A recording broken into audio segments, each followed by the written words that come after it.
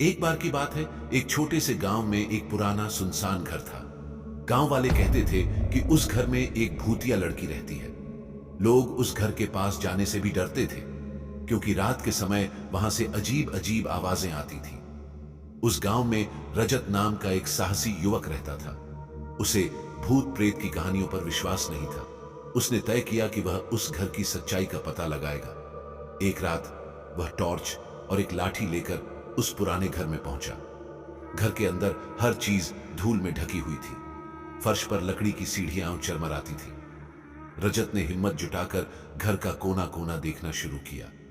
तभी उसे एक कमरे से धीमी सिसकियों की आवाज सुनाई दी।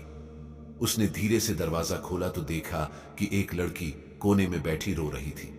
रजत ने डरते हुए पूछा, तुम कौन हो और यहां क्या कर रही हो?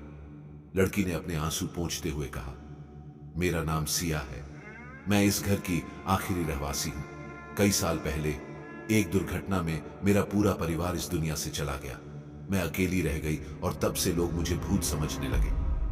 रजत को सिया पर दया आई। उसने सिया की मदद करने का निर्णय लिया। वह उसे गांव के लोगों से मिलाने ले गया और सबको उसकी सच्चाई बताई। धीरे धीरे गांव वाले भी समझ गए कि सिया भूत नहीं बल्कि एक अकेली और दुखी लड़की है। गांव वालों ने सिया को अपनाया और उसे नए सिरे से जीवन जीने का मौका दिया। सिया ने गांव में अपनी एक नई पहचान बनाई और खुशहाल जीवन जीने लगी।